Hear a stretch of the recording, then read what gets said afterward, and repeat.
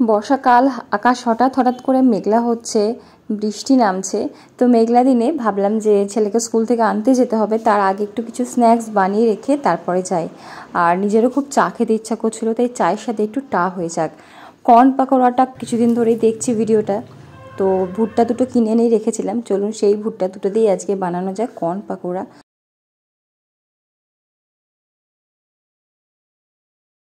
তো ভুট্টাগুলোর খোসাটাকে ছাড়িয়ে নেব আর ছোট ছোট করে কুচিয়ে নিতে হবে। যদি এরকম গোটা ভুট্টা না পাওয়া যায় সেক্ষেত্রে ফ্রোজেন কর্ন দিয়েও করতে পারেন। সেক্ষেত্রে কর্নটাকে মিক্সির জারে নিয়ে একটু ভাঙা ভাঙা মতো করে নিতে হবে। একদম পেস্ট করার প্রয়োজন নেই, একটু ছোটো ছোটো করে ভাঙা ভাঙা মতো করে নেব। তো ভুট্টাটাকে এখানে ছোটো ছোটো করে কুচি করে নিচ্ছি। এতে কি হয়, ভাজার সময় ফাটে না। যে কোনো গোটা জিনিস দেখবেন ভাজার সময়, বেশ শক্ত গোটা জিনিস ভাজতে গিয়ে ফাটে, যেমন লঙ্কা এ ধরনের জিনিস একটু ছিঁড়ে বা ভেঙে নিতে হয়, তাহলে ফাটে না। ভুট্টাটাও ঠিক তেমনই ছোটো ছোটো কুচি করে নিয়ে আমি একটা পাত্রের মধ্যে নিয়ে নিলাম। আর কাঁচা লঙ্কাটা পছন্দ মতো একটু কুচি করে নিয়েছি, কিছুটা আদা আমি কুচিয়ে নিয়েছি। কুচানো ভুট্টার মধ্যে নুন দিয়েছি, হলুদ গুঁড়ো, লাল লঙ্কার গুঁড়ো, কুচি করা আদা, কুচি করা কাঁচা লঙ্কা আর কুচি করা ধনেপাতা। লঙ্কাটা স্বাদ অনুযায়ী দেবেন।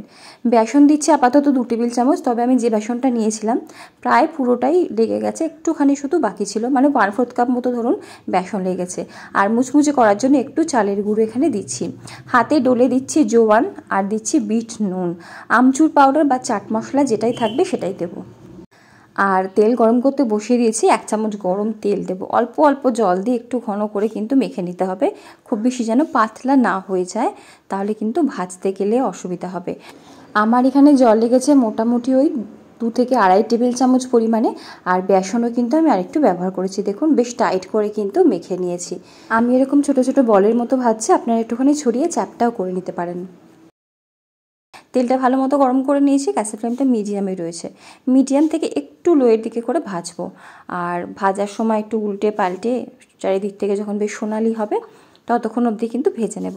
এটা একটু সময় নিয়ে ভাজতে হয়, তাহলে কি হয়, ভুট্টাগুলো সেদ্ধ হয়ে যায় আর খেতেও ভালো লাগে। হাই ফ্লেমে ভাজলে কিন্তু ভুট্টাগুলো কাঁচাই থেকে যাবে। তো এখানে ভাজা হয়ে গেছে এক সেট। আমি খুব বেশি বানাইনি, খুব বেশি হয়েও নি, 2টো ভুট্টা দিয়ে দেখতেই পাচ্ছেন। তো এগুলোকে এবারে তুলে নিচ্ছি, আর বাকি যে কটা আছে সে কটাও কিন্তু ভেজে নেব একই সাথে। গ্যাসের ফ্লেমটাকে মিডিয়াম টু লোয়ের দিকে রেখেই ভাজবো, একদম লোতে রাখলে প্রচুর তেল টানে, তবে এগুলো কিন্তু ভাজার সময় একটু তেল টানেনি। বাকিগুলো ভেজে নিচ্ছি, আর বাকিগুলো ভাজার সাথে সাথে এখানে কতগুলো চেরা কাঁচা লঙ্কাও আমি ভেজে নিচ্ছি। চেরা কাঁচা লঙ্কা ভাজা হয়ে গেলে খেতে বেশ ভালো লাগে এই ধরনের স্ন্যাক্সের সাথে। তৈরি হয়ে গেল কর্ন পাকোড়া বা ভুট্টার পাকোড়া। গরম গরম চায়ের সাথে আমি সার্ভ করছি, আপনারা গরম গরম সার্ভ করুন, সসের সাথে, ধনেপাতার চাটনির সাথে। অবশ্যই কিন্তু গরম গরমই সার্ভ করতে হবে। তো দেখুন, আওয়াজটা শুনে বুঝতেই পারবেন কতটা মুচমুচে হয়েছে। চা আর ভুট্টার পাকোড়া কিন্তু জাস্ট অসাধারণ লাগে।